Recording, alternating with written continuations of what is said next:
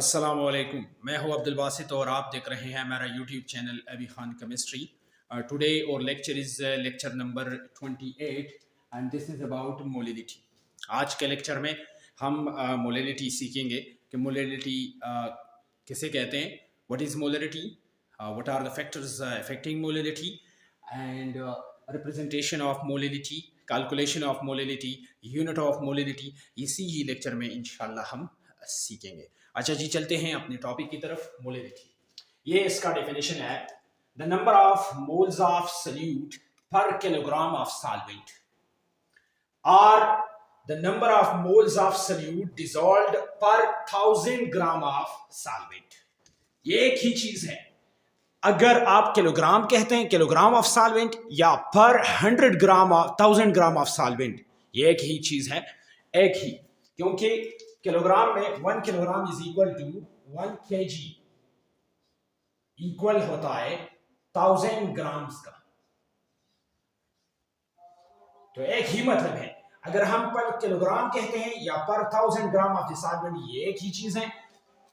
इसका definition, the number of moles of solute per kilogram of the solvent means के per KG में, मिसाल के तौर पर ये मेरे पास एक सोल्यूशन है, ठीक है जी, और इस सोल्यूशन के हर एक, मिसाल के तौर पर ये 3 किलोग्राम 3 kg टोटल इसका ये वेट है 3 kg, लेकिन पर किलोग्राम में इसकी पर यानी मतलब 1 kg में number of moles of solute कितने हैं, उसको फिर हम कहेंगे मोलिडिटी। मोलिडिटी को हमने वॉल्यूम से कंपेयर किया था, number of moles of solute पर वॉल्यूम ऑफ द सॉल्यूशन या पर यूनिट वॉल्यूम, इसी कहते हैं इसको। यहां पर मोलिडिटी में number of moles of solute per kilogram of the solvent, यानी मींस कि यहां पर हम वॉल्यूम से हमारा कोई ताल्लुक नहीं होगा, यहां पर हम मास से कंपेयर करेंगे, यानी मतलब number of moles per KG, और ये केजी जो है ये यूनिट ऑफ मास है, तो यहां पर हम हमारे मास का से ताल्लुक होगा, वॉल्यूम से कोई ताल्लुक नहीं रहेगा मोलिडिटी में। तो ये दोनों इसके डेफिनेशंस हैं, number of moles of solute per kilogram of the solvent और the number of moles of solute dissolved पर 1000 gram of the solvent. Means कि 1000 ग्राम ऑफ द सॉल्वेंट में number of moles of solute कितने हैं, उस concentration unit को या इस तरीके की मेजरमेंट को हम कहेंगे मोलिडिटी। इसके बाद आता है रिप्रेजेंटेशन, कि मोलिडिटी को किस सिंबल से हम रिप्रेजेंट करते हैं, तो स्मॉल m से। मोलिडिटी जो है वो कैपिटल M से रिप्रेजेंटेड होता है या रिप्रेजेंट होता है, और ये जो है मोलिडिटी, इसका रिप्रेजेंटेशन सिंबल है या symbolical representation of molality is small m, इसी m से इसे डिनोट करते हैं। कैलकुलेशन के लिए हमारे पास दो इक्वेशंस हैं। इसके कैलकुलेशन के लिए कि हम सॉल्यूशन हमें दिया गया है और हम उसका मोलिडिटी जो है वो डिटरमाइन करते हैं, तो मोलिडिटी की डिटरमिनेशन के लिए या मोलिडिटी के फाइंड आउट करने के लिए हमें दो इक्वेशंस जो है, इन्हीं दो इक्वेशंस को हमने यूज करना पड़ेगा। First equation, number of moles per kilogram of the solvent या molality is equal to mass of the, अगर नंबर ऑफ मोल्स नहीं दिए गए हैं तो फिर उसी सूरत में हम ये इक्वेशन जो है ये यूज करेंगे, मास of the solute divide by molecular mass of the solute multiplied bye kilogram of the solvent. इसी ये दोनों इक्वेशन जो है ये मोलिडिटी की कैलकुलेशन के लिए यूज होते हैं। अच्छा जी, इसके बाद इसका जो यूनिट है वो यूनिट है मोल पर केजी, मोल पर किलोग्राम, मोल पर किलोग्राम। यहां पर मोल का यूनिट इस्तेमाल होता है MOL, मोल, और केजी खुद एक यूनिट है, लेकिन यहां पर हम यूज करेंगे पर किलोग्राम, ठीक है जी, ये मास है। यहां पर ये इस तरीके से भी लिखा जाता है मोल पर केजी, ये वाला ये दोनों एक ही चीज है, और इसको फिर हम डिनोट करते हैं स्मॉल m से, स्मॉल m से। मिसाल के तौर पर हमें मोलिडिटी एक सॉल्यूशन दिया गया है 5 मोल पर किलोग्राम, ये है मोलिडिटी, और हम इसको इस तरीके से रिप्रेजेंट करते हैं 5 स्मॉल m, तो ये दोनों एक ही है, ठीक है जी, एक ही मतलब है, ये भी मोलिडिटी है और ये भी मोलिडिटी है, लेकिन इस यूनिट को हम रिप्रेजेंट फिर करते हैं स्मॉल m से, 5 मोल।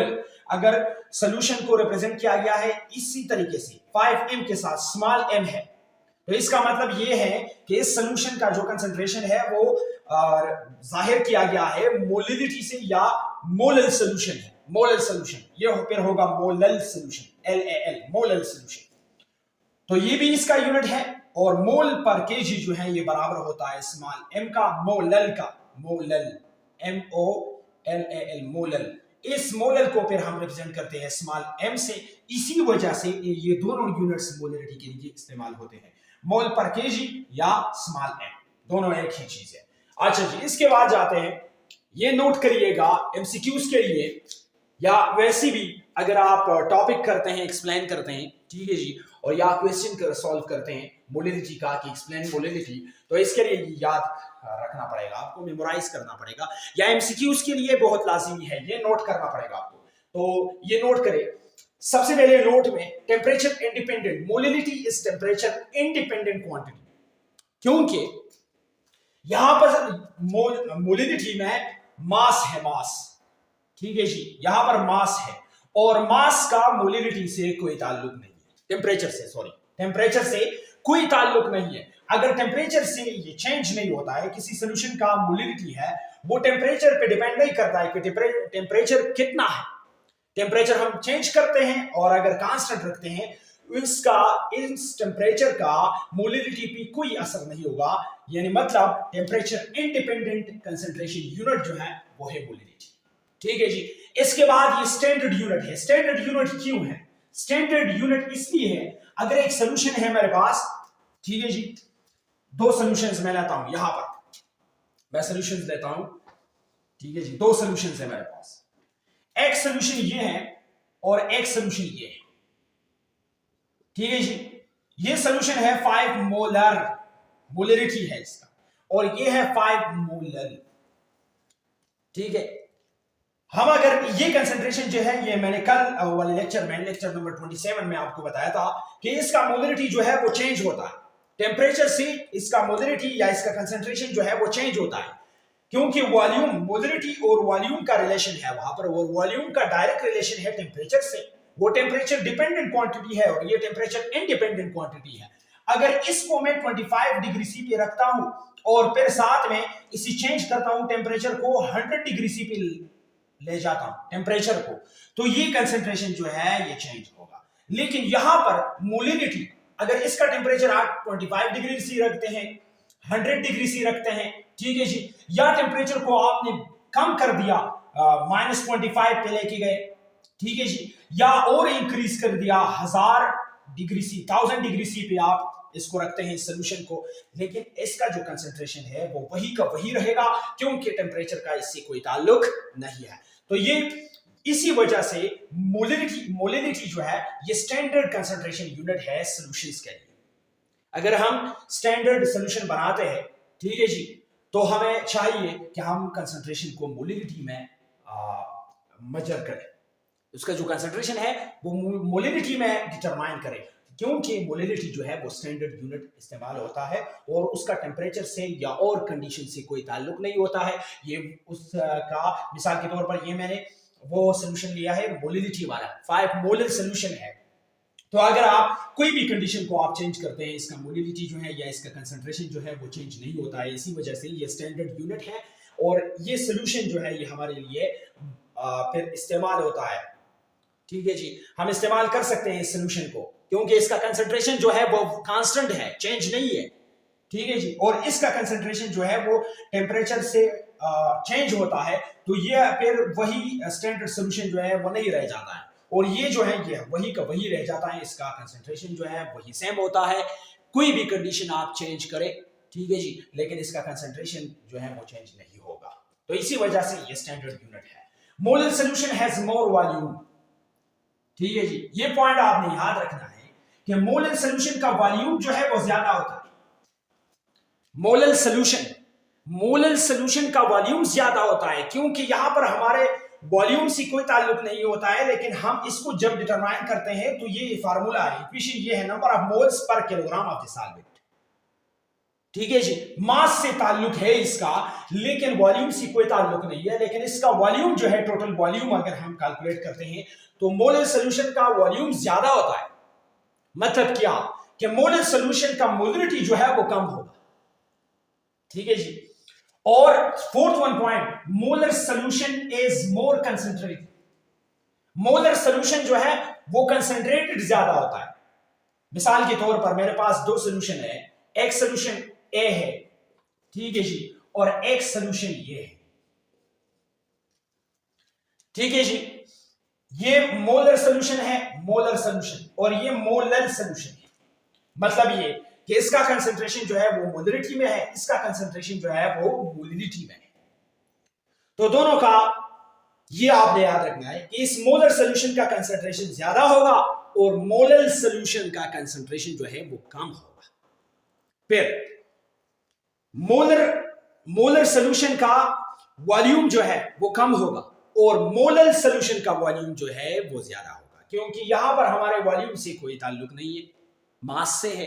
तो मास का वॉल्यूम ज्यादा भी हो सकता है, कम भी हो सकता है, लेकिन ज्यादा तौर पर वॉल्यूम जो है वो मास के लिहाज से, अगर मोलिलिटी हम लेते हैं किसी भी सोल्यूशन का, तो उसका वॉल्यूम ज्यादा होता है, ठीक है जी।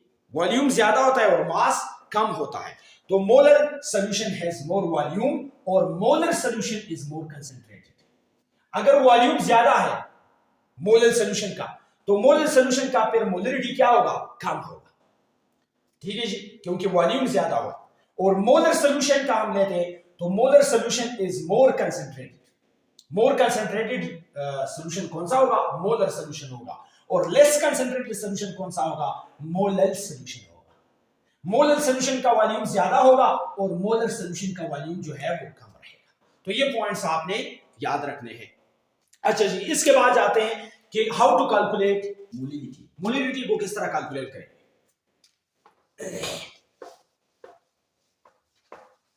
ये मैं एक न्यूमेरिकल क्वेश्चन लेता हूं, ठीक है जी। फर्स्ट ईयर के बुक में है कि 4.5 ग्राम ऑफ, एक क्वेश्चन है, 4.5 gram of glucose are dissolved in 100 gram of water. Calculate its molarity. ये मोलिलिटी आपने कैलकुलेट करना है। अच्छा जी, किस तरीके से कैलकुलेट करेंगे। सबसे पहले मैंने आपको पेपर में भी बताया है, पेपर प्रेजेंटेशन वाला जो लेक्चर था उसमें भी आपको बताया है कि हर एक न्यूमेरिकल के लिए 3 स्टेप्स होते हैं, given, the required, the solution. तो इसी न्यूमेरिकल को भी वही तरीके से सॉल्व करते हैं। सबसे पहले गिवन में दिया गया है 4.5 gram mass of the solute. Mass of the solute दिया गया है 4.5 ग्राम, ठीक है जी। इसके बाद मास of the solvent, mass of solvent दिया गया है 100 ग्राम, ठीक है जी। और आपको रिक्वायर्ड करना है या फाइंड आउट करना है क्या चीज, मोलिलिटी को मालूम करना है, ठीक है जी। मोलिलिटी ऑफ सॉल्यूशन को मालूम करना है। तो किस तरह मालूम करेंगे। सबसे पहले हमने क्या करना है, हमने इस मास ऑफ द सॉल्यूट यानी मतलब ग्लूकोज का मास दिया गया है 4.5 ग्राम, इसका 4.5 ग्राम का इसका हमने सबसे पहले मोलर मास जो है वो कैलकुलेट करना है। मोलर मास ग्लूकोज का आमतौर पर अगर मैं यहां पर कैलकुलेट कर दूं तो इस तरीके से आप कैलकुलेट करेंगे C6H12O6, ठीक है जी। इसको मैंने कैलकुलेट किया 6 multiplied by atomic mass of carbon plus 12 multiplied by atomic mass of hydrogen और plus 6 multiplied by oxygen, 6 multiplied by 12 plus 12 multiplied by 1 और प्लस 6 मल्टीप्लाइड बाय ऑक्सीजन का 16 है, तो इससे आएगा 180 ग्राम पर मोल, ये आता है, ठीक है जी। ये आ गया मास ऑफ द सॉल्यूट, ये है मॉलिक्यूलर मास, ये हो गया। और जो पर केजी है, यहां पर मास ऑफ द सॉल्वेंट जो है वो दिया गया है ग्राम्स में। आपने क्या करना है, आपने इस ग्राम को कन्वर्ट करना है किलोग्राम में। तो किस तरह कन्वर्ट करेंगे, ये हो गया 100 है और 100 को हम डिवाइड करेंगे 1000 से तो ये खुद ब खुद केजी में चला जाएगा। ये खत्म हो गया इससे। 1 डिवाइड बाय 10 इससे आएगा 0. इससे आएगा 1 डिवाइड बाय 10 इससे आएगा 0.1 आएगा। ठीक है जी, 0.1 आ गया। ये हो गया केजी 0.1। ये 0.1 केजी है। ये मास ऑफ द सॉल्वेंट है, ये molecular mass of the solute आ गया और ये मास ऑफ द सॉल्यूट है।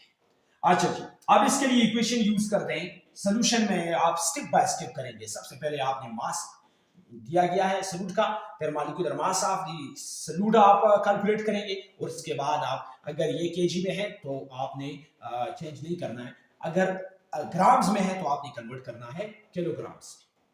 इसके लिए इक्वेशन है molality is equal to mass of the solute ms divide by molecular mass of the solute multiplied by KG of the solvent.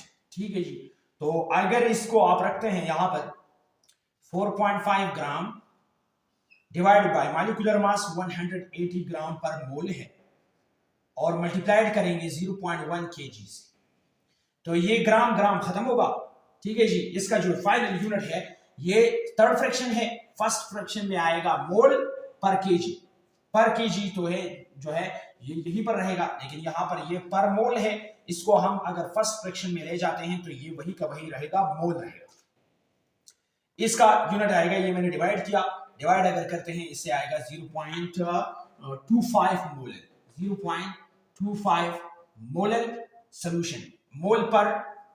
मोल पर KG लगाते हैं आप इसके साथ यूनिट, या इस तरह लगाते हैं 0.25 मोलल, ये दोनों एक ही चीज है। ठीक है जी, तो इस तरीके से आपने न्यूमेरिकल क्वेश्चन जो है मोलिलिटी के मुतालिक आपने सॉल्व करने हैं। अगर इसी ये मैंने क्वेश्चन किया, लेकिन यहाँ पर जो है मोल्स ऑफ द सॉल्यूट नहीं दिए गए हैं, यहाँ पर मास है। अगर मास है तो इस तरीके से हल करेंगे, और अगर number of moles of the solute दिए गए हैं तो फिर उसी सिचुएशन में आपने ये वाला इक्वेशन जो है यूज करना है, molality is equal to number of moles per KG of the solvent. ये वाला इक्वेशन आपने फिर डायरेक्ट यूज करना है, और यहाँ से जो है यूनिट भी ये आएगा मोल पर केजी। इसी इक्वेशन से भी मोल पर केजी आएगा और इसी इक्वेशन से भी मोल पर केजी, और लास्ट में आपने मोल पर केजी को डिनोट करना है स्मॉल m से। इससे मतलब ये होगा, ये मिसाल मैंने इक्वेशन किया, क्वेश्चन किया, और इससे मोलिलिटी सॉल्यूशन का आ गया 0.25 मोल पर केजी, तो इसको हम फिर रिप्रेजेंट करते हैं 0.25 मोलल सॉल्यूशन। ठीक है जी, ये हो गया 0.25 मोलल सॉल्यूशन। एक सॉल्यूशन की मोलिलिटी को मैंने कैलकुलेट किया। ठीक है जी, ये था हमारा आज का topic. Thank you so much and best of luck till the next lecture.